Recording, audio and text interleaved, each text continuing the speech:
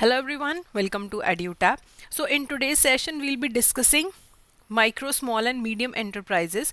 But before I start, I would like to inform you that we have started the crash course for IE and INFS and it will be by Surinder sir.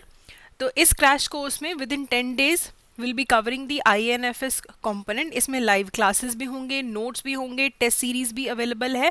And अगर आप अभी इसमें enrol करते हैं तो you have the jab 70 code जिसे use करके आप फ्लैट 70% ले सकते हैं इस कोर्स पे. So please go ahead and subscribe to this course for covering INFS in just 10 days. So let's start with the micro, small and medium enterprises. तो सबसे पहले हम इनका डेफिनेशन देख लेते हैं कि micro, small and medium enterprises का मतलब क्या होता है.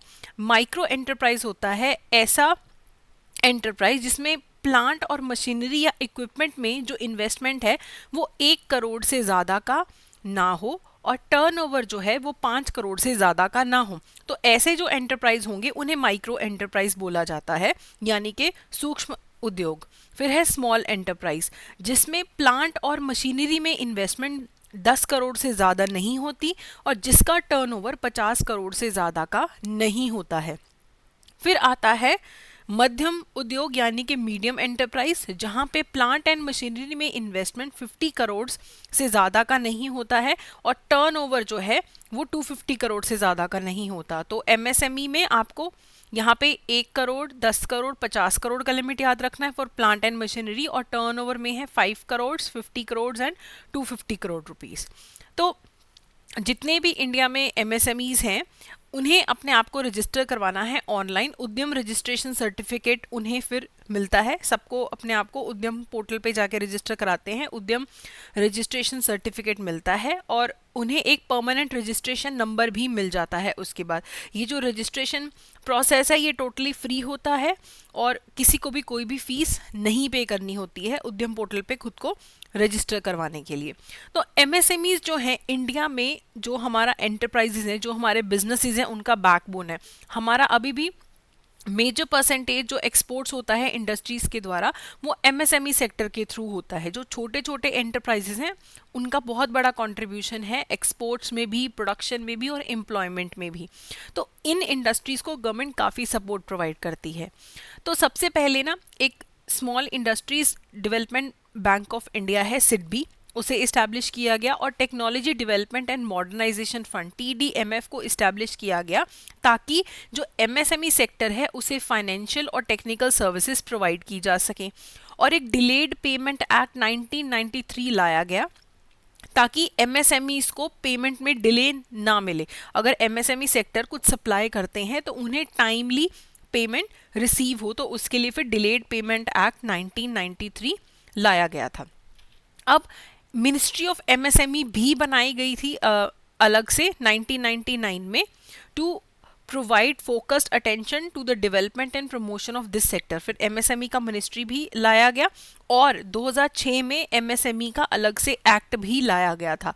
तो इनके लिए अलग से एक्ट, इनके लिए अलग से मिनिस्ट्री लाई गई है ताकि इस एरिया पे अलग से फोकस किया जा सके. इनके लिए credit linked capital subsidy scheme है जिसकी हम आगे जाके बात करेंगे ताकि जो MSME सेक्टर है वो टेक्नोलॉजी अपग्रेडेशन कर सके. लेटेस्ट टेक्नोलॉजी यूज़ करने के लिए उन्हें जो भी इन्वेस्टमेंट करना है उसके लिए पैसे चाहिए, उन्हें credit linked capital subsidy scheme provide की गई.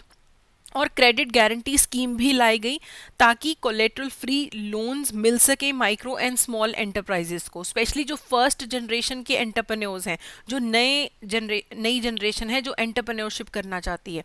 देखो, अगर आपके पेरेंट्स भी बिजनेस करते हैं, फिर आप भी बिजनेस कर रहे हो, तो आप सेकेंड जनरेशन बिजनेसमैन हो. लेकिन अगर एक नए सिरे से कोई बिजनेस स्टार्ट करना चाहता है MSME सेक्टर में, उन्हें सपोर्ट करने के लिए मल्टीपल स्कीम्स हैं हमारे पास. अब MSME सेक्टर है, इनकी अचीवमेंट्स क्या हैं. एक तो इनका डोमेस्टिक एरिया में बहुत ज़्यादा कंट्रीब्यूशन है, चाहे हम प्रोडक्शन वाइज बोलें, चाहे हम एम्प्लॉयमेंट वाइज बोलें. एक्सपोर्ट से बहुत ज़्यादा पैसा कमाता है MSME सेक्टर और इनमें बड़ी कंपनीज के कंपैरेटिवली इन्वेस्टमेंट का रिक्वायरमेंट भी कम रहता है. ऑपरेशनल फ्लेक्सिबिलिटी होती है, जल्दी डिसीजन मेकिंग ले लेते हैं और ये इंपोर्ट सब्स्टिट्यूशन भी प्रोवाइड करते हैं.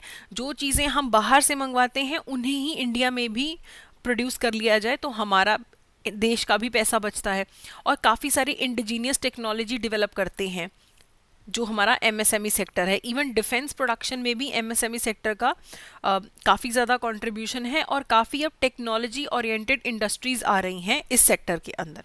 लेकिन कुछ प्रॉब्लम्स भी हैं यहाँ पे, जैसे कि जो एमएसएमई सेक्टर है इनका कैपिटल बेस उतना ज़्यादा नहीं है, उतना कैपिटल नहीं है उनके पास, तो पैसे की कई बार कमी आ जाती है इनको, और 2-4 लोग ही होते हैं जो मेजर डिसीजन मेकिंग करते हैं, क्योंकि छोटा ऑर्गेनाइजेशन है, 2-3 लोगों पे ही डिपेंडेंट है काफ़ी सारी डिसीजन मेकिंग, और इन्हें इंटरनेशनल एनवायरनमेंट का एक्सपोजर नहीं होता। बहुत बार देखा गया है कि एमएसएमई सेक्टर को इंटरनेशनल एनवायरनमेंट का एक्सपोजर नहीं मिल पाता है। तो कई बार ये भी होता है कि एक तो ये उस लेवल के प्रोडक्ट्स के साथ compete नहीं कर पाते, और कई बार ये भी देखा गया कि जो इंटरनेशनल रूल्स एंड रेगुलेशंस हैं उन्हें भी ये फॉलो नहीं कर पाते हैं, एक्सपर्टीज़ की कमी देखी जाती है, रिसर्च एंड डेवलपमेंट पे ये उतना कंट्रीब्यूट नहीं कर पाते हैं। उसका बहुत बड़ा कारण पैसा भी है, क्योंकि रिसर्च एंड डेवलपमेंट में पैसा भी बहुत लगता है जो कि एमएसएमई सेक्टर के पास नहीं होता है, और काफ़ी जगहों पे लैक ऑफ प्रोफेशनलिज्म देखा जाता है, और काफ़ी सारे एमएसएमईज रजिस्टर्ड नहीं होते हैं, proper rules and regulations follow नहीं करते हैं, तो रिस्ट्रिक्शंस भी हैं कुछ।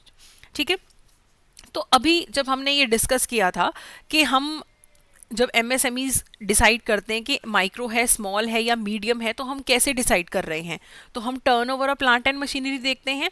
तो जब भी हम टर्नओवर कैलकुलेट करेंगे उसमें हम जो export of goods and services है उसे इंक्लूड नहीं करते हैं। तो टर्नओवर के अंदर हम गुड्स एंड सर्विसेज का एक्सपोर्ट्स कैलकुलेशन में नहीं लेके आते हैं, और हर एमएसएमई के लिए पैन कार्ड और जीएसटीआईएन नंबर मैंडेटरी है।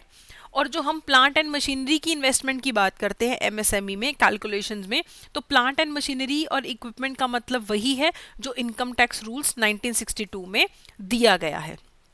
ठीक है, तो जितनी भी यूनिट्स एमएसएमई की एक ही जीएसटीआईएन नंबर के अंडर लिस्टेड हैं, all units with GSTIN number and listed against the same PAN account number shall be collectively treated as one enterprise।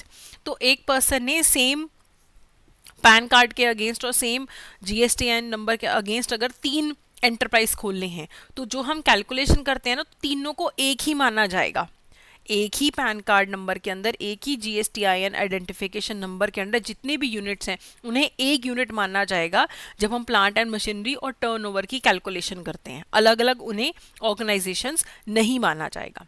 ठीक है, अब एक क्वेश्चन देख लेते हैं। A micro enterprise where the investment in plant and machinery और equipment does not exceed dash and turnover does not exceed dash. तो micro enterprises कौन से होते हैं जिसमें प्लांट एंड मशीनरी के अंदर इन्वेस्टमेंट 1 करोड़ से ज़्यादा का नहीं होता है और जिनका टर्नओवर 5 करोड़ से ज़्यादा का नहीं होता है, उन्हें माइक्रो एंटरप्राइजेस बोला जाता है। अब जो एमएसएमईज हैं उन्हें हमने देखा कि पैसे की काफ़ी बार कमी देखी गई है एमएसएमई सेक्टर के लिए, तो उनके लिए क्या पॉलिसी पैकेजेस लाए गए हैं, उन्हें पैसा या फाइनेंसिंग कैसे प्रोवाइड की जाएगी। तो सबसे पहले जो भी क्रेडिट एमएसएमई सेक्टर्स को दिया जाता है वो प्रायोरिटी सेक्टर लेंडिंग का पार्ट है। तो हमने प्रायोरिटी सेक्टर्स देखे थे, उसमें से एक एमएसएमईज भी था। तो एमएसएमईज को जो भी पैसा प्रोवाइड किया जाता है वो प्रायोरिटी सेक्टर लेंडिंग के अंदर आता है, जिसका टारगेट कितना है 7.5% ऑफ एएनबीसी और CEOB whichever is higher, okay, for lending to micro enterprises. एक प्राइम मिनिस्टर टास्क फोर्स बना था एमएसएमईज के लिए, जिसमें बैंक्स को ये बोला गया है कि तुमने जो क्रेडिट प्रोवाइड करना है एमएसएमईज को, तो उन्होंने बोला कि जो भी तुम माइक्रो एंड स्मॉल एंटरप्राइजेस को क्रेडिट प्रोवाइड करोगे उसमें 20% ईयर ऑन ईयर ग्रोथ होना चाहिए।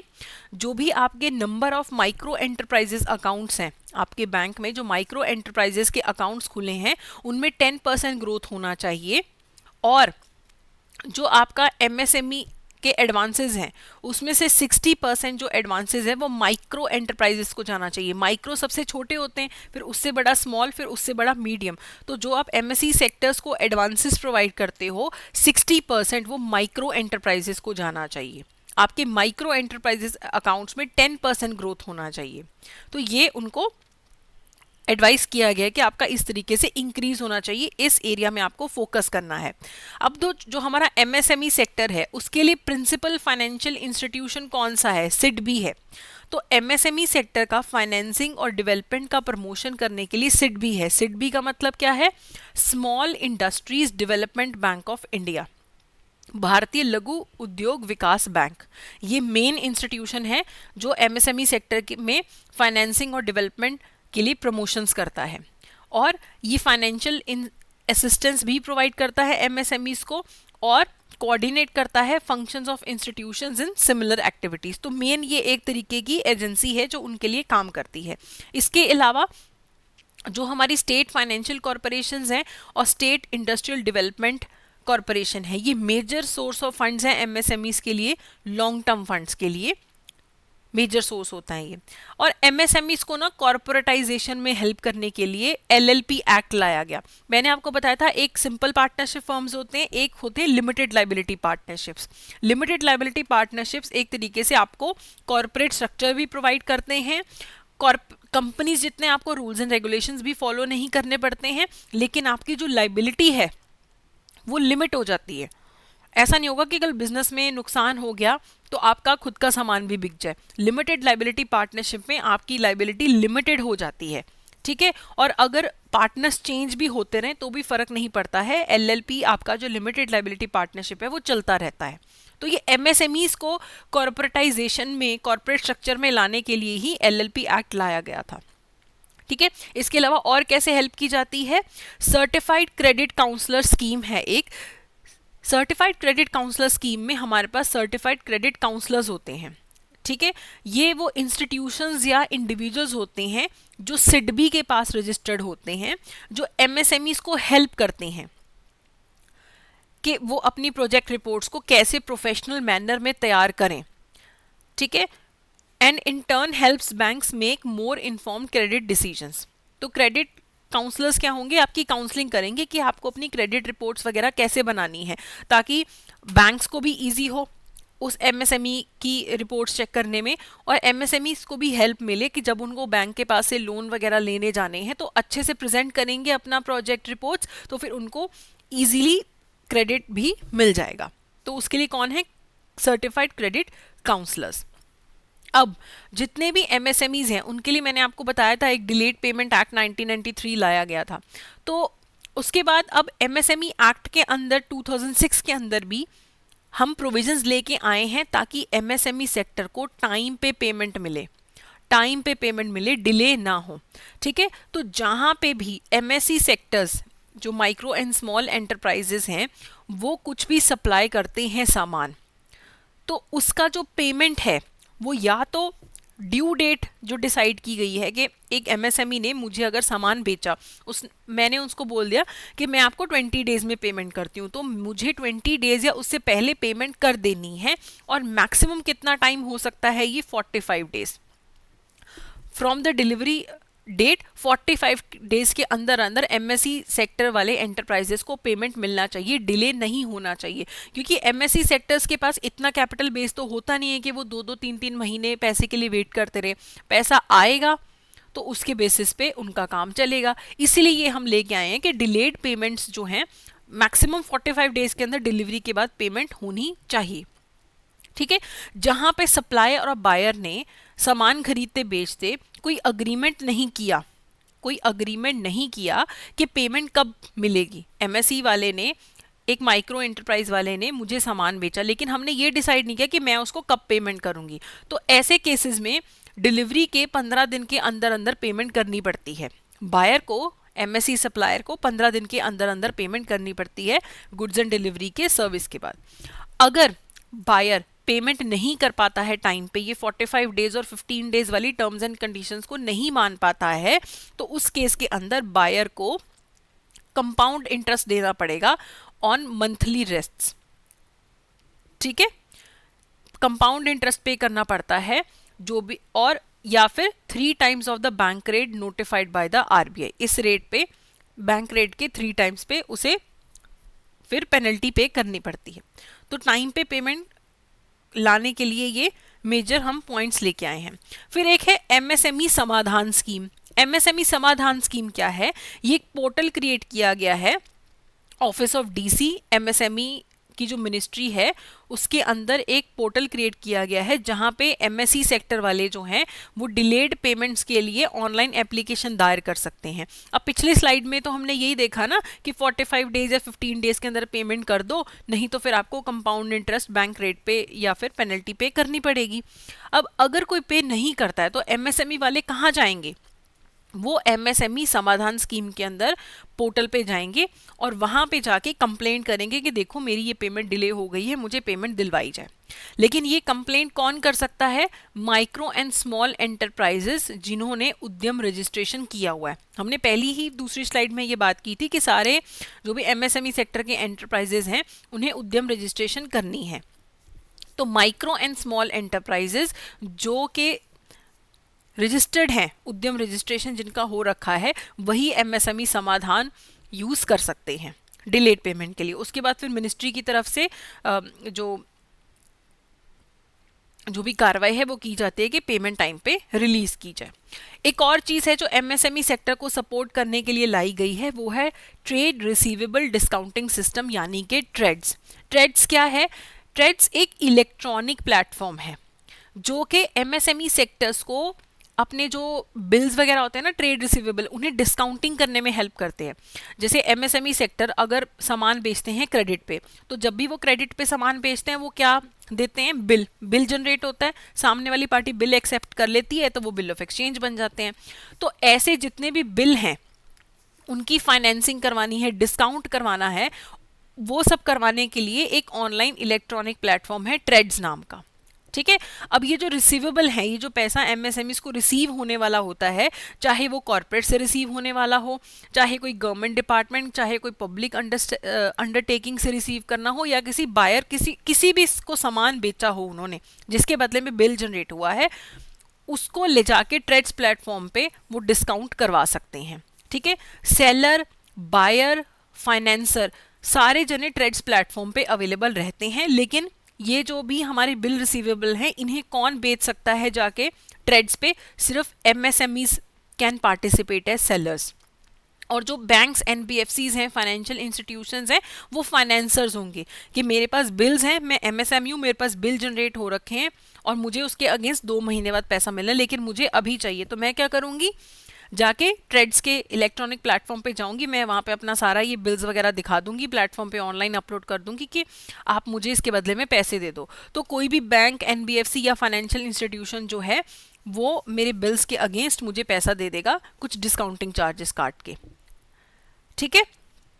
अब जो भी इनवॉइसेज या बिल ऑफ एक्सचेंज होते हैं उन्हें क्या बोला जाता है इस पोर्टल पे? फैक्टरिंग यूनिट्स बोला जाता है। हर एक फैक्टरिंग यूनिट क्या रिप्रेजेंट करती है? बायर की ऑब्लिगेशन पे करने की, कि वो फ्यूचर में पे करेगा। ठीक है। तो ये फैक्टरिंग यूनिट कौन क्रिएट कर सकता है? सेलर भी क्रिएट कर सकता है, बायर भी क्रिएट कर सकता है। ठीक है।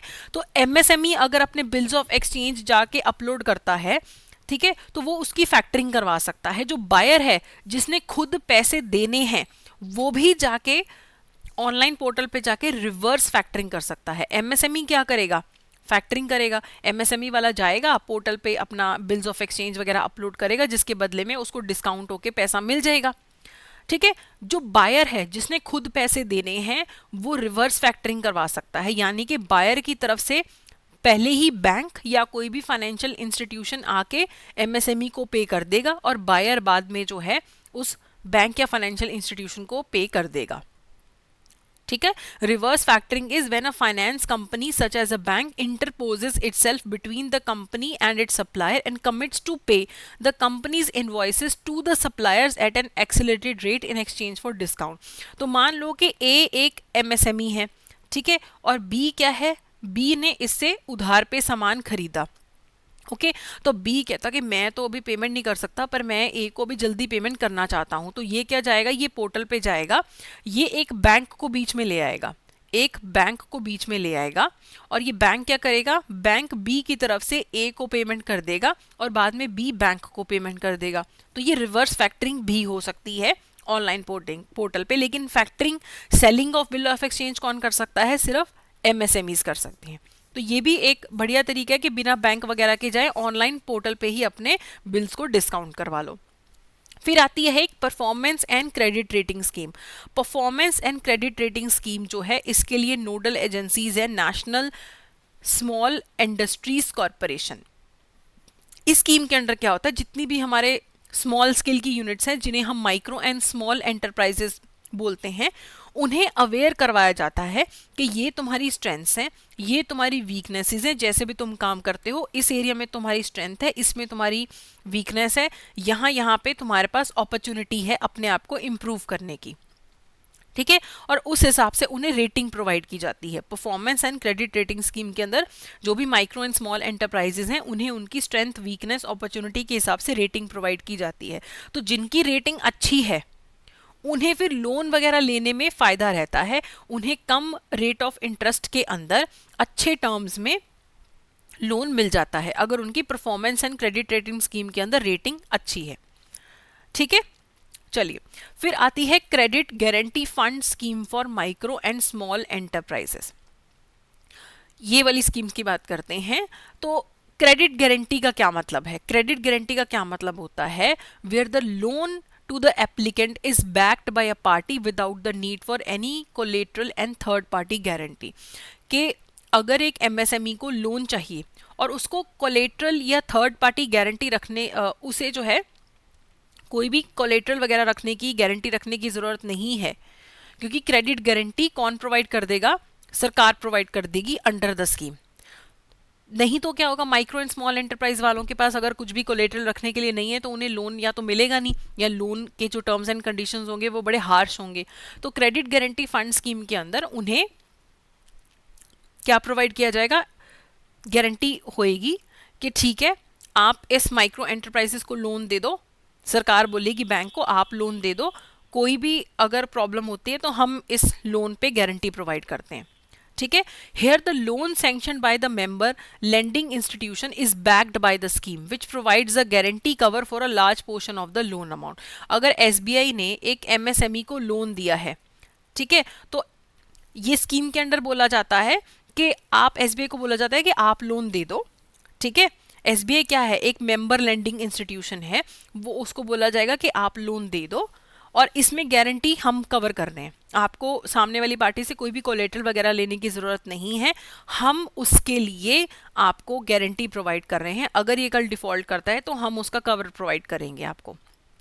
ठीक है, अब जो CGTMSE स्कीम है, यानी कि credit guarantee fund trust for micro and small enterprises है, इसमें चाहे कोई नया माइक्रो स्मॉल एंटरप्राइजेस है चाहे कोई पुराना है, सभी क्रेडिट फैसिलिटी के लिए एलिजिबल हैं। ठीक है, अप टू ₹5 करोड़। चाहे मैन्युफैक्चरिंग सेक्टर में है आपका माइक्रो स्मॉल एंटरप्राइजेस, चाहे सर्विस सेक्टर में है, उन्हें क्रेडिट फैसिलिटी मिलती है अप टू 5 करोड़। तो इसमें कौन एलिजिबल नहीं होते हैं? Educational institutions, agriculture training institutions, self help groups. They are not eligible for guarantee under the CGTMSE. The CGTMSE loan limit solely depends on the applicant's profile and business requirement. तो जो भी CGTMSE loan के अंदर limits होती हैं वो applicant की profile और बिजनेस रिक्वायरमेंट्स के लिए होती हैं। तो ये बहुत बढ़िया चीज़ है कि अगर एक माइक्रो एंड स्मॉल एंटरप्राइज को लोन देने जाना है, लेने जाना है, तो वो अपने सारे कागज़ वगैरह ले आएगा, बिजनेस के सारे डॉक्यूमेंट्स ले आएगा, लेकिन कुछ भी कोलेटरल रखने की ज़रूरत नहीं है, क्योंकि बैंक को पीछे से CGTMSE से सपोर्ट है कि आप इसको लोन दे दो, हम गारंटी दे रहे हैं आपको, और सरकारी गारंटी मिल रही है तो बैंक को भी कोई दिक्कत नहीं है। तो CGTMSE के अंदर मल्टीपल क्रेडिट गारंटी स्कीम्स हैं हमारे पास। Credit guarantee fund scheme for micro and small enterprises, credit guarantee fund scheme for NBFCs। इस स्कीम के अंदर बैंक्स को गारंटी प्रोवाइड की जाती है कि आप लोन दे दो, हम कवर करेंगे, इसमें NBFCs को प्रोवाइड की जाती है। Credit guarantee scheme for subordinate debt, PM's street vendors Atmanirbhar Nidhi, PM Svanidhi, credit guarantee fund scheme for co lending. तो ये मल्टीपल स्कीम्स हैं जिनकी हम आगे बात करेंगे। तो credit guarantee fund scheme for banks में क्या होता है? CGS1, ये बहुत ज़्यादा सिंपल है। ये क्रेडिट फैसिलिटी एक्सटेंड की जाती है कमर्शियल बैंक्स को, region rural banks, small finance banks और स्मॉल फाइनेंस इंस्टीट्यूशंस, उन सबको इसके अंदर ये फैसिलिटी प्रोवाइड की जाती है कि आप आगे लोन दे दो, MSEs को हम कवर प्रोवाइड कर रहे हैं। तो क्रेडिट फैसिलिटी चाहे फंड बेस्ड हो, चाहे नॉन फंड बेस्ड हो, ठीक है, ये मेंबर लेंडिंग इंस्टीट्यूशंस को बोला जाता है कि आप बिना किसी थर्ड पार्टी गारंटी, बिना किसी कोलेटरल के आप लोन्स प्रोवाइड कर दो।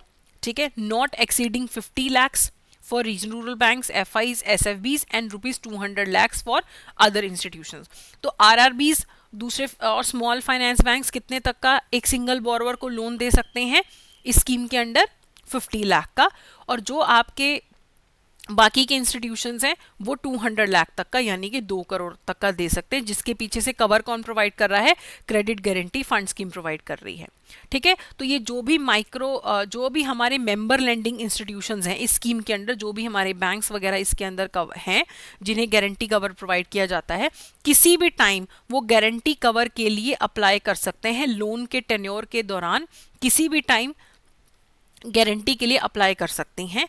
बस वो लोन रीस्ट्रक्चर्ड नहीं होना चाहिए, एक तो वो लोन रीस्ट्रक्चर्ड नहीं होना चाहिए और ना ही SMA2 कैटेगरी में आया होना चाहिए in the last 1 year before the application. तो इसमें क्या होगा, देखो SBI बैंक है, यहाँ पे एक SBI बैंक है, इसने एक माइक्रो एंटरप्राइज को लोन दे दिया। ठीक है, उस टाइम पे इसने गारंटी नहीं मांगी थी इस स्कीम के अंडर पीछे से। तो अब लोन देने के 2-3 महीने बाद उसने फिर बाद में गारंटी के लिए अप्लाई किया अंडर द स्कीम कि मैंने जो ये लोन दिया है माइक्रो एंटरप्राइज को, इसके लिए मुझे कवर प्रोवाइड किया जाए। तो वो अपनी एक मिनिमम फीस वगैरह पे करके ये कवर ले लेगा। ठीक है, लेकिन वो लोन ना तो रिस्ट्रक्चर्ड लोन होना चाहिए, ना ही SMA2 special mention account 2 category के अंदर आना चाहिए। जिस एंटरप्राइज को लोन दिया गया है उसका एंटरप्राइज चल रहा हो, उसका बिजनेस रुका हुआ नहीं होना चाहिए। ठीक है, तो इसमें हम माइक्रो एंटरप्राइजेस को डायरेक्टली कोई कवर नहीं प्रोवाइड कर रहे हैं, इसमें हम बैंक्स को बोल रहे हैं कि तुम दो लोन बिना टेंशन के, हम हैं पीछे से कवर प्रोवाइड करने के लिए। ठीक है, तो गारंटी का पीरियड कितना होगा? जिस दिन बैंक ने गारंटी फी पे कर दी उसके बाद या तो जितना लोन का पीरियड है, टर्म लोन वगैरह में अगर 3 साल का लोन है तो 3 साल के लिए गारंटी मिल रही है, 4 साल का लोन है 4 साल के लिए गारंटी मिल रही है। लेकिन अगर वो जो लोन है वो वर्किंग कैपिटल फैसिलिटी के तौर पे प्रोवाइड किया गया है तो 5 ईयर तक का गारंटी पीरियड रहता है इसके अंदर। ठीक है, जहां पे क्रेडिट फैसिलिटी 2 करोड़ से ज्यादा की प्रोवाइड की गई है बैंक के द्वारा, उसे कवर किया जा सकता है, लेकिन मैक्सिमम गारंटी कितनी प्रोवाइड की जाएगी? 1.5 करोड़ तक की, कि आप दे दो चाहे 2 करोड़ का लोन दो, 3 करोड़ का लोन दो, हम आपको 1.5 करोड़ का कवर प्रोवाइड कर रहे हैं अंडर दिस स्कीम। फिर आती है credit guarantee fund scheme for NBFCs। Credit guarantee fund scheme for NBFCs में क्या है? This scheme is open to NBFCs registered with RBI। जो RBI के पास रजिस्टर्ड NBFCs हैं उन्हें कवर प्रोवाइड किया जा सकता है। ठीक है, तो यहाँ पे क्रेडिट फैसिलिटी सेम वही है, चाहे fund based credit facility provide करो माइक्रो स्मॉल एंटरप्राइजेस को, चाहे नॉन फंड बेस्ड प्रोवाइड करो। ठीक है, लेकिन एक सिंगल एलिजिबल बोरर को MSME सेक्टर में अप टू 2 करोड़ तक का अगर आप फंड या non fund based credit facility provide करते हो बिना किसी कोलेटरल के या विद कोलेटरल कवर, आप इस गारंटी के लिए अप्लाई कर सकते हो एज एन NBFC। ठीक है, MSME retail trade credit facility up to ₹100 lakh यानी कि 1 करोड़। अब एक NBFC ने क्या किया, एक NBFC ने जो कि RBI के पास रजिस्टर्ड है, एक माइक्रो एंटरप्राइज को लोन दिया है, उस लोन के लिए ये NBFC जो है कवर अप्लाई कर सकता है, गारंटी के लिए अप्लाई कर सकता है अंडर दिस CGS2 स्कीम। ठीक है, तो NBFC बिना कोलेटरल के चाहे कोलेटरल के लोन प्रोवाइड करेगा आगे, और पीछे से गारंटी कवर प्रोवाइड किया जाएगा अंडर द स्कीम।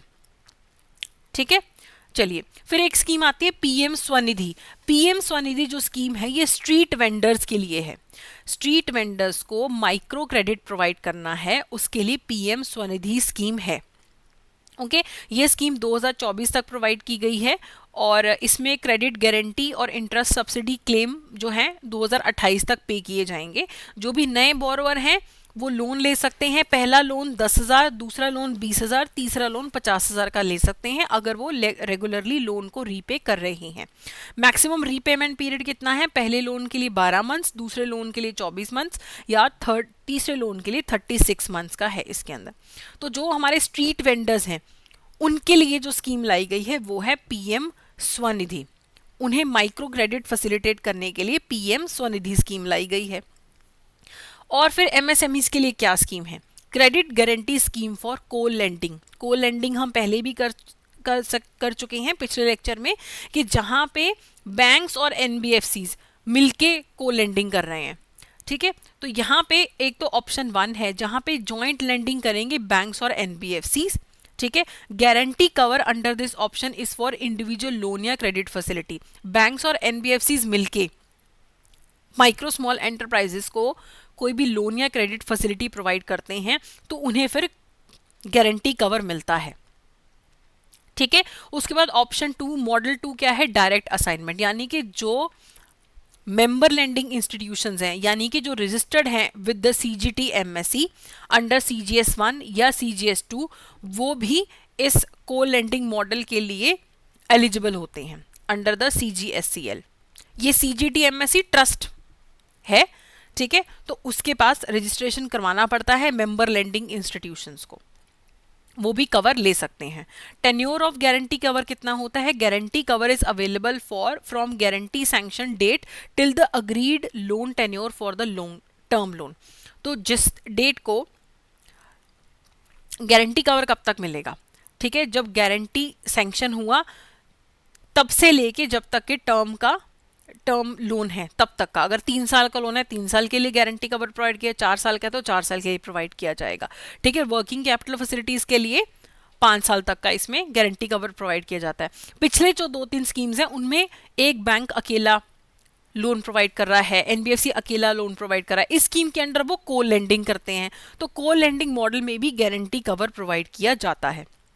ठीक है, इसके अंदर कौन सी क्रेडिट फैसिलिटीज एलिजिबल हैं, credit facilities extended by member lending institutions. Member lending institutions जो उस स्कीम के अंडर एलिजिबल हैं लोन वगैरह प्रोवाइड करने के लिए, to a single borrower in MSC sector for credit facility not exceeding 200 lakh secured by way of primary security, not exceeding 100 lakh by way of unsecured credit facility. तो इस scheme के लिए अगर तो प्राइम सिक्योरिटी अवेलेबल है तो 2 करोड़ तक का जो लोन होगा उसे गारंटी मिलेगी। अगर कोई भी क्रेडिट फैसिलिटी के अंदर कोई भी सिक्योरिटी नहीं है तो 1 करोड़ तक के लोन के लिए क्रेडिट गारंटी मिलेगी मेंबर लेंडिंग इंस्टीट्यूशंस को, यानी कि उनका पैसा नहीं डूबेगा, स्कीम के तहत उनको पैसा मिल जाएगा। अब कुछ क्रेडिट फैसिलिटीज हैं जो सीजीटी एमएससी के अंडर कवर्ड नहीं है, जो ऑलरेडी किसी डीआईसीजीसी या आरबीआई के अंडर कवर्ड हो, उन्हें फिर डबल कवर प्रोवाइड करने की जरूरत नहीं है। ऐसा लोन जो किसी भी और इंश्योरेंस गारंटी या इंडेमनिटी के अंडर कवर्ड है, उन्हें भी फिर सीजीटी एमएससी के अंडर कवर नहीं किया जाता है। जो micro enterprises up to 10 lakh का लोन लेते हैं वो मुद्रा गारंटी स्कीम के अंडर कवर्ड हैं, उन्हें भी फिर इस स्कीम के अंडर कवरेज नहीं मिलती है। या कोई भी ऐसा loan which is not conforming and is inconsistent with the government law and RBI directives के अगेंस्ट है, उन्हें भी इसके अंडर कवर नहीं किया जाता है। ठीक है, जो ऐसे रेट ऑफ इंटरेस्ट पे लोन दे रहे हैं जो आरबीआई के या ट्रस्ट के गाइडलाइंस के अगेंस्ट है। जब भी मैं ट्रस्ट की बात कर रही हूं तो आप ये यहाँ पे लिखा हुआ था, ये देखो, credit guarantee fund trust for micro and small enterprise, जहां पे भी ट्रस्ट वर्ड लिखा आ रहा है, ये मेन जो ट्रस्ट है ये सीजीटी एमएससी है जिसके अंडर ये सारी स्कीम्स हैं आपकी। ठीक है, तो जो भी हमारी क्रेडिट गारंटी की स्कीम्स हैं वो credit guarantee fund trust for micro and small enterprises के अंडर आती हैं। तो कोई भी ऐसे लोन्स हैं जो कि आरबीआई की गाइडलाइंस के खिलाफ है या इस ट्रस्ट के गाइडलाइंस के खिलाफ है, उन्हें भी कवरेज प्रोवाइड नहीं मिलती है।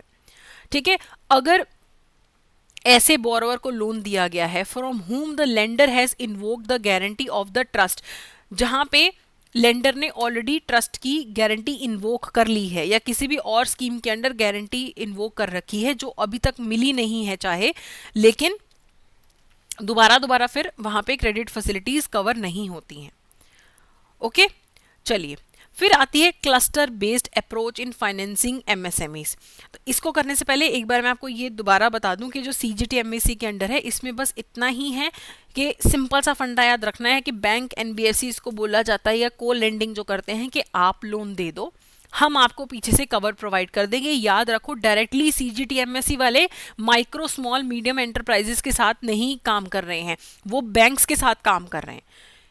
ताकि माइक्रो स्मॉल एंटरप्राइजेस को इजीली लोन अवेलेबल हो, वो बिना कोलेटरल के, बिना गारंटी के लोन लेने जा सके और बैंक्स उनको दे दें, क्योंकि बैंक्स को तसल्ली है कि हमें क्रेडिट गारंटी का कवर मिला हुआ है। ठीक है।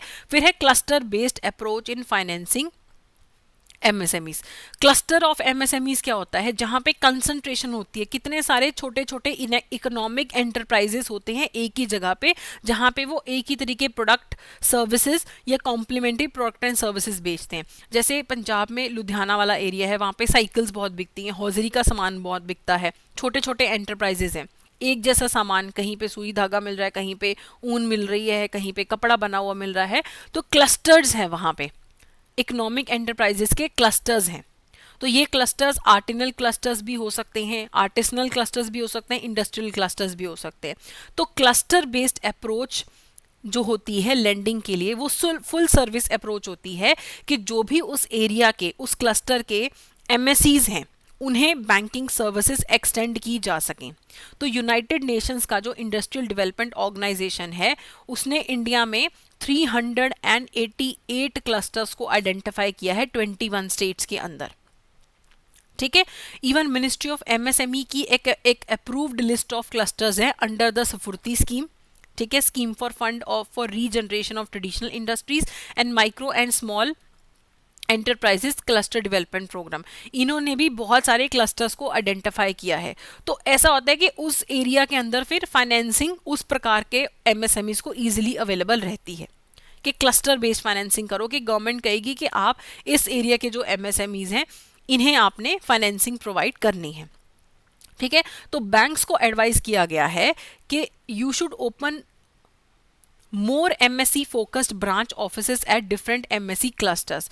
कि मान लो लुधियाना का एग्जांपल लेते हैं, तो लुधियाना में एमएससी का क्लस्टर्स बने हुए, वहां पे बहुत सारे एमएससीज हैं छोटे छोटे। तो बैंक्स को एडवाइस किया गया है कि तुम उन एरियाज के अंदर जहां पे क्लस्टर है, वहां पे अपने ब्रांच ऑफिसेस खोल लो, जो काउंसलिंग सेंटर का काम भी करें। एमएससीज को किसी भी प्रकार का फाइनेंसिंग, क्रेडिट की कोई भी सहूलियत चाहिए तो आप उन्हें प्रोवाइड करो। ठीक है। Each lead bank of district में adopt at least one cluster. Each lead bank of the district may adopt at least one cluster. एक क्लस्टर को अडॉप्ट किया जाए लीड बैंक के द्वारा। ठीक है। अब एमएसईज को लोन्स जो भी प्रोवाइड किए जाते हैं, लेंडिंग करी जाती है, उसके लिए कुछ गाइडलाइंस भी अवेलेबल हैं। तो जब भी लोन एप्लीकेशन आती हैं एमएसएमईज के द्वारा, उन्हें एक्नॉलेज किया जाना चाहिए, उन्हें ऑनलाइन या मैनुअली सबमिट करवाना चाहिए और एक रनिंग सीरियल नंबर देना चाहिए, ताकि इस चीज़ का एक इंफॉर्मेशन रखा जा सके कि एमएसएमईज के कितने लोन एप्लीकेशन आए हैं, उनका क्या स्टेटस है। ठीक है। No collateral security must be accepted for loans up to ₹10 lakh. 10 lakh तक के लोन्स के लिए कोई भी कोलेटरल सिक्योरिटीज नहीं डिमांड करना है, जहां पे लोन एक्सटेंड किया है एमएससी सेक्टर को। ठीक है। और जो भी ऐसे यूनिट्स जिन्हें प्रधानमंत्री एम्प्लॉयमेंट गारंटी प्रोग्राम के अंडर फाइनेंसिंग किया, जो कवर्ड हैं, उन्हें भी कोई भी कोलेटरल सिक्योरिटी का डिमांड नहीं करना है। प्रधानमंत्री एम्प्लॉयमेंट गारंटी प्रोग्राम को कौन एडमिनिस्टर करता है? KVIC, khadi village industries commission, वो इन्हें एडमिनिस्टर करता है। तो ऐसी जो भी एमएससीज हैं, उनसे कोलेटरल डिमांड नहीं किया जाएगा। ठीक है। अ composite loan limit of ₹1 crore can be sanctioned to enable the MSE enterprise to avail of their working capital and term loan requirements through single window। एक composite loan प्रोवाइड किया जा सकता है 1 करोड़ तक का, जिससे कि MSEs अपनी वर्किंग कैपिटल और टर्म लोन रिक्वायरमेंट्स को पूरा कर सके सिंगल विंडो पे। ठीक है। तो इस चैप्टर के अंदर भी ना स्कीम्स यही हैं, बस आपको आइडिया से ले लेना है कि बेसिक क्या है इस स्कीम के अंदर। फिर एक credit linked capital subsidy scheme. Credit linked capital subsidy scheme जो है, जो मिनिस्ट्री ऑफ एमएससी ने प्रोवाइड की है, ये एमएससीज को टेक्नोलॉजी अपग्रेडेशन के लिए दी गई है कि एमएससीज नई टेक्नोलॉजी को अडॉप्ट करें, उसके लिए पैसा चाहिए। तो वहाँ पे सब्सिडी कौन प्रोवाइड कर रहा है, कैपिटल सब्सिडी कौन प्रोवाइड कर रहा है? मिनिस्ट्री ऑफ एमएसएमई ने credit linked capital subsidy scheme लगाई है। यहाँ पे मैक्सिमम कितने तक का लोन मिलेगा आपको? सीलिंग कितनी है? 1 करोड़ तक की है। ठीक है। सब्सिडी कितनी है? 50% of all units of MSCs up to the loan ceiling. Basis of subsidy क्या है? मशीनरी, प्लांट वगैरह परचेज करने के लिए ठीक है, उसके लिए। और इम्प्लीमेंटिंग एजेंसीज क्या हैं, सिडबी एंड नबार्ड। तो credit linked capital subsidy scheme के लिए इम्प्लीमेंटिंग एजेंसीज हैं सिडबी और नबार्ड हैं, ताकि जो एमएसएमईज हैं वो टेक्नोलॉजी अपग्रेडेशन कर सके, उनके लिए उन्हें लोन्स प्रोवाइड किए जाएंगे, सब्सिडाइज रेट पे प्रोवाइड किए जाएंगे। अब जो भी एमएसएमईज हैं, 2015 में मिनिस्ट्री ऑफ एमएसएमई ने नोटिफिकेशन जारी किया कि एक फ्रेमवर्क जारी किया for revival and rehabilitation of MSMEs, कि जो भी स्ट्रेस अकाउंट्स हैं एमएसएमईज के, उनको लेके फास्टर और सिंपलर तरीके से उन्हें एड्रेस किया जा सके और प्रमोशन और डेवलपमेंट हो सके एमएसएमईज का, कि जितने भी स्ट्रेस्ड अकाउंट्स हैं एमएसएमईज के, उनका जल्दी से रेजोल्यूशन हो। तो आरबीआई ने 2016 में गाइडलाइंस भी इशू की बैंक को कि जो भी एमएसएमईज हैं जिनका loan limit up to 25 crore है, उनका रेजोल्यूशन करने के लिए आपको ये हमारा फ्रेमवर्क को फॉलो करना है। ठीक है, the revival and rehabilitation of MSME units having loans up to ₹25 crore would be undertaken under this framework, कि ये जो भी स्ट्रेस्ड अकाउंट है उनको आपको कैसे हैंडल करना है, उसके लिए भी आरबीआई ने फ्रेमवर्क जारी किया था। Structured mechanism for monitoring the credit growth to the MSE sector, तो कामत कमेटी ने रिकमेंडेशन दिया था, ठीक है, जिसके बेसिस पे फिर आरबीआई ने भी ये बात बोली कि जो भी क्रेडिट ग्रोथ है उन्हें स्ट्रेंथन किया जाए, ठीक है, और ई ट्रैकिंग होनी चाहिए एमएसई लोन एप्लीकेशंस की। ठीक है, आप पहली बात तो स्ट्रेंथन करो सिस्टम क्रेडिट ग्रोथ को मॉनिटर करने का, और ई ट्रैकिंग लेके आओ एमएसई लोन एप्लीकेशंस की, ताकि एमएसईज अगर कोई भी लोन के लिए अप्लाई करते हैं तो वो फास्ट ट्रैक तरीके से जल्दी जल्दी काम होना चाहिए, क्योंकि इस सेक्टर को गवर्नमेंट बहुत ज़्यादा बढ़ावा दे रही है। और एमएसईज जहाँ पे हैं, पब्लिक सेक्टर बैंक्स को ये एडवाइस किया गया कि एटलीस्ट एक स्पेशलाइज्ड ब्रांच होनी चाहिए हर डिस्ट्रिक्ट के अंदर जो एमएसएमईज के लिए काम करेंगी। एमएसएमईज को काउंसिल करना है, लोन प्रोवाइड करना है, उन पे फोकस करती हुई पब्लिक सेक्टर बैंक से हर डिस्ट्रिक्ट के अंदर एक स्पेशलाइज्ड ब्रांच होनी चाहिए एमएसईज के लिए। ठीक है, तो अब हम एक प्रैक्टिस क्वेश्चन देख लेते हैं। एक्सपोर्ट्स ऑफ सर्विसेज और both shall be included while calculating the turnover. MSEs का जब हम टर्नओवर कैलकुलेट करते हैं, मैंने ये बोला था कि एक्सपोर्ट्स को इंक्लूड नहीं करते हैं बीच में, तो ये गलत है। ठीक है, all units with GSTIN number and listed against the same permanent account number shall be collectively treated as one enterprise। तो एक ही पैन कार्ड के अंदर अगर 2-3 MSCs रजिस्टर्ड हैं तो उन्हें एक ही माना जाएगा, ये बिल्कुल सही है। All enterprises are required to registered online and obtain Udyam registration certificate, ये भी बिल्कुल सही है, सारे MSCs को उद्यम रजिस्ट्रेशन करवाना है। तो पहला स्टेटमेंट गलत है, second and third is the correct answer. अगला है the dash is the principal financial institution for promotion financing and development of MSME sector.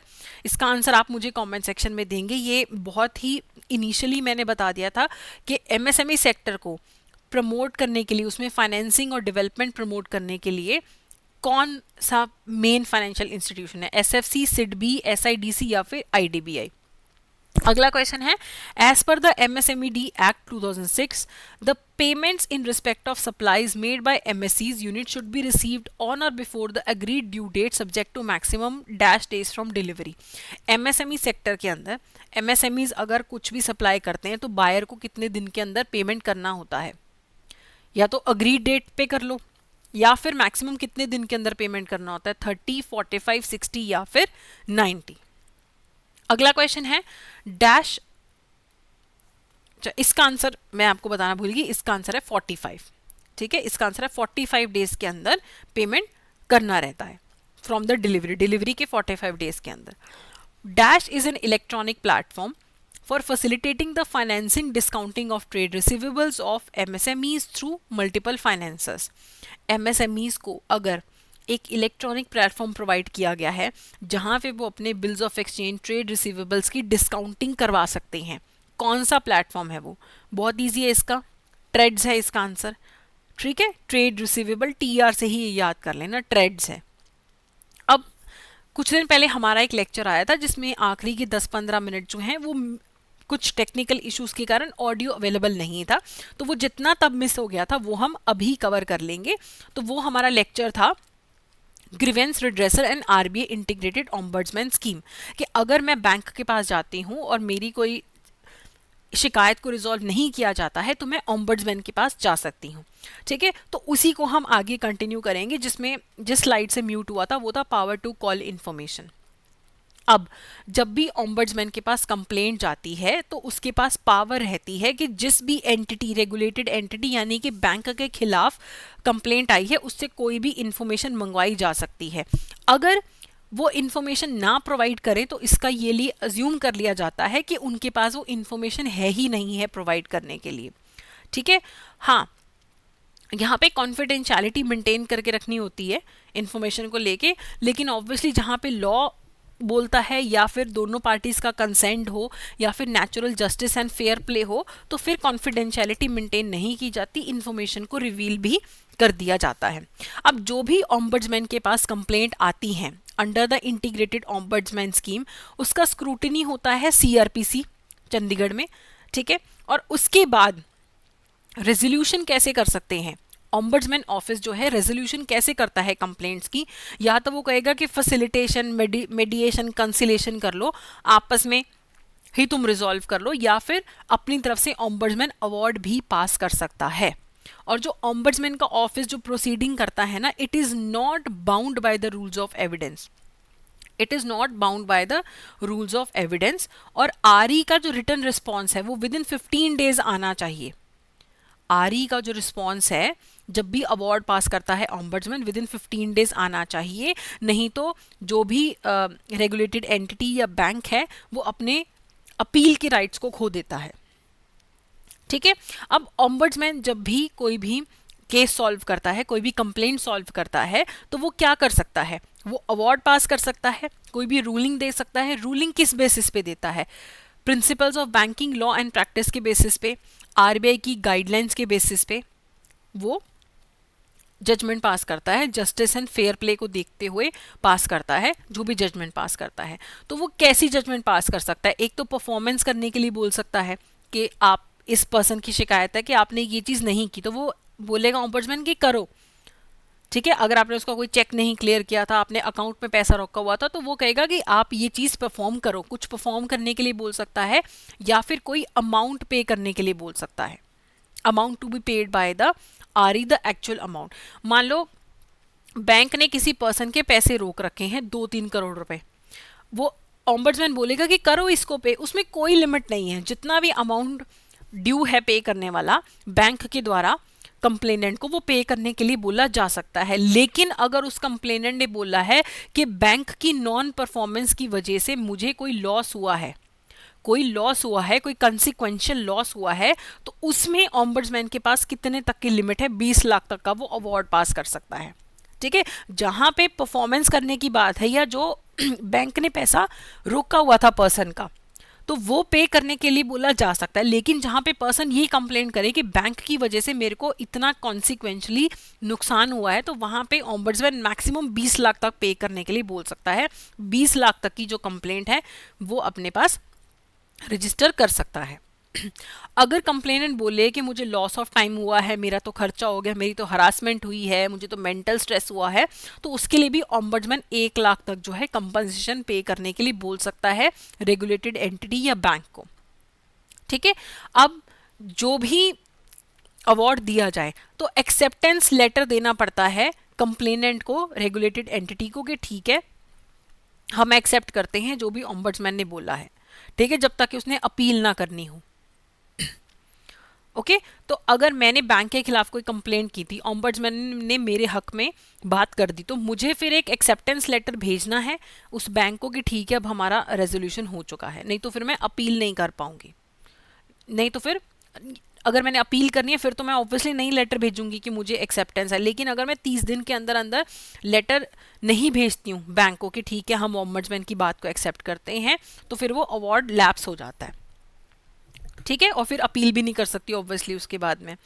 अब अगर मुझे ऑम्बर्ड्समैन ने जो अवार्ड पास किया है, मुझे या सामने वाले बैंक को वो ऑर्डर पसंद नहीं आया, कि हमें लगता है कि हमारे साथ गलत हुआ है, तो हम उसकी कंप्लेंट कहाँ कर सकते हैं, एपेलेट अथॉरिटी कौन सी है, executive director in charge of RBI department administering the scheme.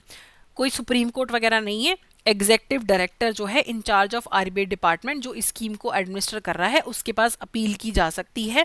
जो कंप्लेनेंट है ओरिजिनल, वो भी अपील कर सकता है, और जो रेगुलेटेड एंटिटी यानी कि बैंक वगैरह है वो भी अपील कर सकता है कि हमें तो ये अवार्ड पसंद नहीं आया है। लेकिन जो रेगुलेटेड एंटिटी है यानी कि जो बैंक है, उसे अपील करने से पहले अपने चेयरमैन, एमडी, सीईओ या फिर किसी ईडी या किसी इसी इक्वली या हायर रैंक के पर्सन की परमिशन लेनी पड़ती है कि हमने आरबीआई के ओम्बड्समैन के खिलाफ अपील दायर करनी है एपेलेट अथॉरिटी में। ठीक है। अब नॉन मेंटेनेबिलिटी कब होती है, क्या ग्राउंड्स है नॉन मेंटेनेबिलिटी के ये कंप्लेंट की ही नहीं जा सकती, ये कंप्लेंट की ही नहीं जा सकती ओम्बड्समैन को। वो कौन से ऐसे केसेस होते हैं, ग्राउंड्स होते हैं, जब आप बिना बैंक को या रेगुलेटेड एंटिटी को कंप्लेंट के सीधा ओम्बड्समैन के पास पहुंच गए। अगर मुझे बैंक की किसी सर्विस से प्रॉब्लम है, पहले मैं बैंक के पास जाऊंगी, कंप्लेंट करूंगी। अगर तो बैंक मेरी कंप्लेंट सॉल्व कर देता है ठीक है, या मुझे उसकी रिजोल्यूशन पसंद नहीं आया या 30 दिन हो गए बैंक ने मेरा रिप्लाई नहीं किया, तब मैं ओम्बड्समैन के पास जा सकती हूँ। सीधा सीधा मैं कंप्लेंट लेके ओम्बड्समैन के पास नहीं जा सकती हूँ। कंप्लेंट करने के बाद मुझे 30 दिन का इंतजार करना है या उनके रिप्लाई आने का इंतजार करना है, फिर ही मैं ओम्बड्समैन के पास जा सकती हूँ। ठीक है। तीसरा, कब मैं कंप्लेंट नहीं कर सकती हूँ, अगर मैंने मान लो बैंक के खिलाफ कंप्लेंट की, बैंक को मैंने बोला कि ये मुझे प्रॉब्लम है और बैंक ने मुझे रिप्लाई कर दिया और इस बात को 1 साल हो गया है, 1 साल हो गया है, उसके बाद फिर मैं वो कंप्लेंट ओम्बड्समैन के पास नहीं ले जा सकती हूँ। ठीक है। अगर रिप्लाई नहीं भी आया बैंक का, मैंने कंप्लेंट की 1 तारीख को, 30 दिन निकल गए, 31 तारीख आ गई, कोई रिप्लाई नहीं आया बैंक का, उसके 1 साल के अंदर अंदर मुझे कंप्लेंट करनी है। 1 साल लैप्स हो गया, उसके बाद फिर कंप्लेंट ओम्बड्समैन को नहीं की जा सकती। ठीक है। जो कंप्लेंट ऑलरेडी ओम्बड्समैन के पास मैंने कर दी है, ठीक है, या पेंडिंग है जो अभी एप्लीकेशन, उसको लेके दोबारा मैं सेम कंप्लेंट को लेके ओम्बड्समैन को कंप्लेंट नहीं करूंगी। फिर अगर कोई कमर्शियल डिसीजन है बैंक का, रेगुलेटेड एंटिटी का, कि लोन देना है, नहीं देना है, कैसे देना है, ये उनका कमर्शियल डिसीजन है, उसको लेके मैं ओम्बड्समैन के पास नहीं जा सकती कि इन्होंने मेरी लोन एप्लीकेशन रिजेक्ट कर दी। ठीक है। अगर बैंक या उनके किसी वेंडर का आपस में झगड़ा है, उसके लिए भी कंप्लेंट ओम्बड्समैन के पास नहीं की जा सकती है। कोई भी ऐसी कंप्लेंट जो किसी और अथॉरिटी के पास ऑलरेडी जा चुकी है या एप्लीकेशन में ही मैंने उसे एड्रेस किसी और को किया है, ओम्बड्समैन को एड्रेस करते हुए मैंने एप्लीकेशन नहीं लिखी, वो भी कंप्लेंट जो है फिर ओम्बड्समैन के पास नहीं जा सकती है। ठीक है। अगर किसी को कोई जनरल ग्रीवेंस है बैंक की मैनेजमेंट के खिलाफ, एग्जेक्टिव के खिलाफ, तो ऐसी जनरल ग्रीवेंस भी ओम्बड्समैन के पास नहीं जाती है। कोई डेफिशिएंसी इन सर्विस नहीं हुई है, फिर भी आप कंप्लेंट कर रहे हो, तो फिर भी आपको मैनेजमेंट से कोई दिक्कत है, वो आप नहीं जा सकते हो फिर ओम्बड्समैन के पास। ठीक है। जहां पे कोई ऑलरेडी अथॉरिटी इन्वॉल्व है, वहां पे भी आप ओम्बड्समैन के पास नहीं जा सकते हो। ठीक है। Complaints in which alleged deficiency in services relates to an entity not regulated by RBI. आपने एक ऐसी एंटिटी के खिलाफ कंप्लेंट करके आरबीआई के ओम्बड्समैन को भेज दी जिसे आरबीआई रेगुलेट ही नहीं कर रहा, तो ऐसी एंटिटी के खिलाफ आप कंप्लेंट नहीं कर सकते हो ओम्बड्समैन के पास। अगर 2 रेगुलेटेड एंटिटीज यानी कि 2 बैंक्स का मान लो आपस में झगड़ा हो गया, वो भी फिर ओम्बड्समैन के पास नहीं जाता है। बैंक के किसी एम्प्लॉय को अपने बैंक से प्रॉब्लम है, वो भी फिर ओम्बड्समैन के पास नहीं जाता है। या फिर आप कोई झूठी जबरदस्ती की कंप्लेंट्स कर रहे हो, उन्हें भी एक्सेप्ट नहीं किया जाता है ओम्बड्समैन के द्वारा। जहाँ पे लिमिटेशन पीरियड निकल गया है, जहाँ पे आपने इनकम्प्लेंट डिटेल्स डाली हैं, या आपने खुद ने ही अपने किसी एडवोकेट के थ्रू अगर आप कंप्लेंट फाइल कर रहे हो, चलो एडवोकेट को अपनी प्रॉब्लम है, अपने लिए तो वो कंप्लेंट करेगा ही ओम्बड्समैन के पास, लेकिन आप किसी एडवोकेट को हायर नहीं कर सकते हो कि ये मेरी कंप्लेंट जो है ये ओम्बड्समैन में के पास की जाए, या आप उस एप्लीकेशन में सजेशन दे रहे हो ओम्बड्समैन को कि ऐसे काम करो, वैसे काम करो, या गाइडेंस मांग रहे हो, ऐसी चीज़ों के लिए ओम्बड्समैन को एप्लीकेशन नहीं दी जा सकती। कहते हैं अब और क्या क्या सिचुएशन है जहाँ पे ओम्बड्समैन कंप्लेंट को रिजेक्ट कर सकता है। एक तो जितने भी हमने अभी पीछे केसेस पढ़े हैं, जो भी नॉन मेंटेनेबल कंप्लेंट्स हैं, वो ओम्बड्समैन रिजेक्ट कर देगा। जहाँ पे आप गाइडेंस मांग रहे हो, वो भी ओम्बड्समैन रिजेक्ट कर देगा। जहाँ पे आपकी कंप्लेंट करने के लिए कोई सफिशिएंट कॉज नहीं है, कोई डेफिशिएंसी इन सर्विस नहीं है, वहाँ पे ऑम्बड्समैन कहेगा कोई दिक्कत ही नहीं है तो तुम क्यों कंप्लेंट कर रहे हो, तो उसकी कंप्लेंट को रिजेक्ट किया जा सकता है। जहां पे आपने इतनी कंपनसेशन मांग ली, कॉन्सिक्वेंशियल लॉस में कितनी कंपनसेशन मैक्सिमम दी जा सकती है ऑम्बड्समैन के द्वारा? 20 लाख। आपने एप्लीकेशन में बोला मुझे 50 लाख का लॉस हुआ है, मुझे कंपनसेशन दी जाए, वो रिजेक्ट कर देगा ऑम्बड्समैन। वो कहेगा मेरे तो लिमिट के अंदर ही नहीं है, मैं तो 20 लाख से ज्यादा की कॉन्सिक्वेंशियल लॉस के लिए आपको भरपाई नहीं दिलवा सकता। ठीक है, जहां पे कंप्लेनेंट ही अपनी कंप्लेंट को फॉलो अप नहीं कर रहा ढंग से, और जहां पे ऐसे टाइप की कंप्लेंट आपने करी है जिसको सॉल्व करने के लिए बहुत ज़्यादा डॉक्यूमेंट्री ओरल एविडेंस चाहिए, ऐसी ऐसी प्रोसीडिंग्स करनी पड़ेंगी जो ऑम्बड्समैन नहीं कर सकता है। ठीक है, या ऑम्बड्समैन को लगता है कि आप उस चीज़ की कंप्लेंट कर रहे हो जिसके लिए आपको कोई ना डैमेज हुआ है ना आपको कोई फाइनेंशियल लॉस हुआ है, तो आप किस बात की कंप्लेंट कर रहे हो? तो ऐसे केसेस में फिर ऑम्बड्समैन आपकी कंप्लेंट को रिजेक्ट कर देता है। For which of the following are the grounds for filing a complaint under the RBI Integrated Ombudsman Scheme 2021? क्या ग्राउंड्स हो सकते हैं इंटीग्रेटेड ऑम्बड्समैन के पास कंप्लेंट करने के? डेफिशिएंसी इन सर्विसेज, हाँ जी कंप्लेंट कर सकते हो। Failure of RE to resolve a complaint to the satisfaction of the complainant, अगर बैंक आपकी कंप्लेंट को रिजॉल्व नहीं करता तब भी आप कंप्लेंट कर सकते हो। Yes. Failure of RE to respond to a complaint within 30 days, 30 days के अंदर बैंक आपकी बात का जवाब नहीं दे रहा तब भी आप कंप्लेंट कर सकते हो। So all of the above. ठीक है, अब क्या डेप्यूटी ऑम्बड्समैन भी आपकी कंप्लेंट को रिजेक्ट कर सकता है? ऑम्बड्समैन तो कर ही सकता है, क्या डेप्यूटी ऑम्बड्समैन भी कर सकता है? डेप्यूटी ऑम्बड्समैन आपकी कंप्लेंट को तभी रिजेक्ट कर सकता है अगर आपकी जो कंप्लेंट है वो नॉन मेंटेनेबल है। नॉन मेंटेनेबल के लिए हमने पूरी लिस्ट की है कि कौन कौन सी कंप्लेंट नॉन मेंटेनेबल है, या आपने ऐसी कंप्लेंट की है जो कंप्लेंट कम सजेशन ज़्यादा है या गाइडेंस देने वाली है या गाइडेंस मांगने वाली है, वो ऑम्बड्समैन डेप्यूटी भी रिजेक्ट कर सकता है। अब ऑम्बड्समैन के पास पावर होती है कि वो आपकी सारी कंप्लेंट्स को एड्रेस कर सके, क्लोज कर सके, अवार्ड पास कर सके। ठीक है, और ऑम्बड्समैन जो है हर साल, पिछले साल जो भी उन्होंने कंप्लेंट्स रिजॉल्व की हैं एज एन ऑम्बड्समैन, वो सारी डेप्यूटी गवर्नर को रिपोर्ट्स भेजनी होती हैं। ऑम्बड्समैन को रिपोर्ट बना के भेजनी है डेप्यूटी गवर्नर को कि पिछले साल में ये कंप्लेंट्स आई हैं, ऐसे ऐसे सॉल्व किया गया है। ठीक है, डेप्यूटी ऑम्बड्समैन के पास क्या पावर है? वो उन कंप्लेंट्स को क्लोज कर सकता है जो नॉन मेंटेनेबल हैं, ये जहां पे कंप्लेंट्स फैसिलिटेशन के थ्रू भी सॉल्व हो सकती हैं, और आरबीआई ये सारी रिपोर्ट्स को जो है पब्लिश करने की पावर रखता है। ठीक है, चलिए अब ये क्वेश्चन कर लेते हैं। What happens to complaint if the grievance is against an entity regulated by RBI but not covered by the RBI iOS 2021? अब कोई ऐसी कंप्लेंट है, ठीक है, वो एंटिटी आरबीआई तो उस एंटिटी को रेगुलेट कर रहा है लेकिन वो इस स्कीम के अंडर कवर नहीं होते। कोई ऐसी एंटिटी ऑर्गेनाइजेशन जो वैसे तो आरबीआई रेगुलेट करता है लेकिन वो कवर्ड नहीं है under the integrated ombudsman scheme, तो ऐसी कंप्लेंट को क्या किया जाएगा? They are forwarded to the concerned authority to whom the complaint should be filed? No. The complaint is given reply through SMS mail regarding the rejection of the complaint? नहीं. They are forwarded to Consumer Education and Protection Cell of RBI for resolution.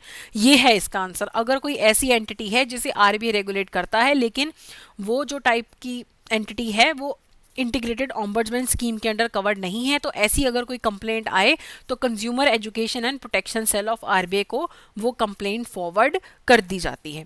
ठीक है, तो I hope कि आपका ये topic अब covered है, जितना भी वो म्यूट हो गया था प्लस एमएसएमई वाला कवर्ड है। तो हमारा बी मॉड्यूल ए मॉड्यूल दोनों कवर हो गए हैं under the 25 lecture series. C and D भी हम जो है विद इन 4-5 लेक्चर्स कवर कर लेंगे। अगर आपको ये लेक्चर्स यूजफुल लगते हैं तो please go ahead and subscribe to the channel. Thank you so much.